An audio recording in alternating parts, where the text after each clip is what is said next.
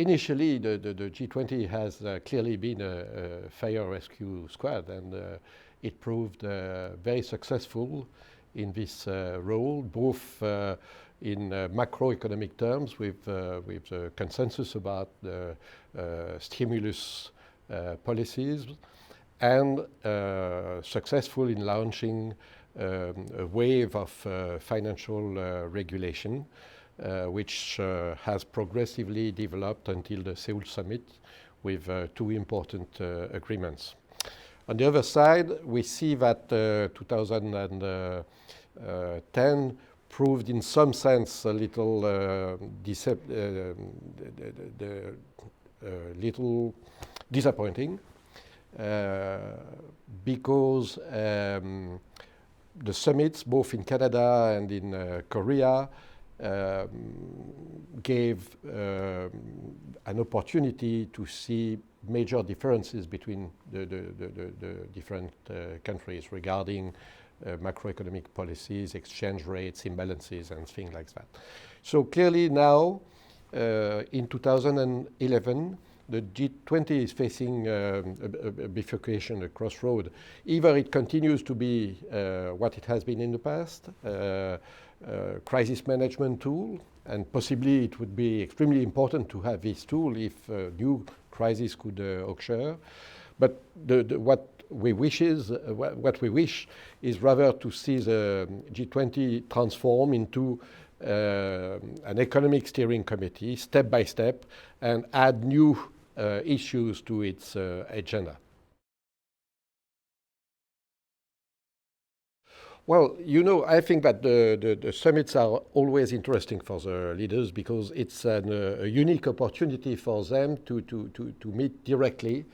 And I think it's very appropriate in the present international context because we see that we are facing huge difficulties in many different fields, economics and finance naturally, but also food or climate change and health and cybernet security and all these issues which are global issues. And so we need to build something which help leaders to build a common vision, to well distinguish where are their common interests. And it's not easy to do that because great nations like China, the US, others arrive with their own history, their own culture, and they don't share immediately the same vision of the world, of the problems. They have domestic political interest, economic interest, and so it's necessary for them to have these conversations directly, not through their foreign affairs or finance ministers, but directly to be able to forge a sort of shared leadership. There is no one country which can be the leader today in a multipolar world, so it's important that they come to exercise some sort of shared leadership. Well, I think that the experience of this sort of summits is to restrict the numbers of people in the room. This is the first thing. The second is language, and we should not underestimate the difficulty which comes from the fact that so many different languages are needed. It's clear that at the beginning of the G7, the fact that President Giscard d'Estaing, Helmut Schmidt were able to speak directly in English was a way to facilitate the conversation as compared with discussion which should have been translated from French and German respectively.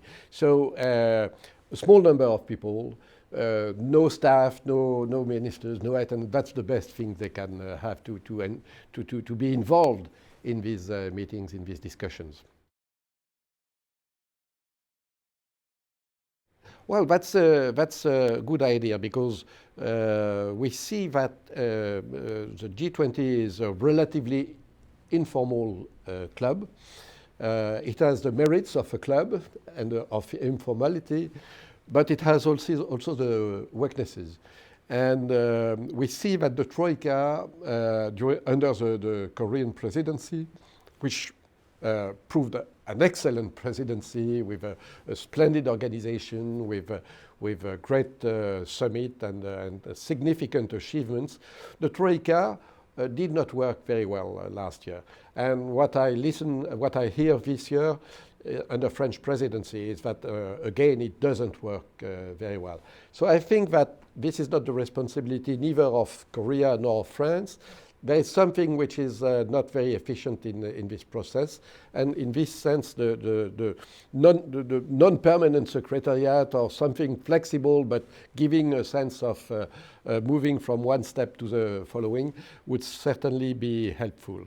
But fundamentally, I think that as regards economic and financial governance, I think that the main body, which is the background of the G20, is the IMF, and we should think to always reinforce the role and the potential of the International Monetary Fund.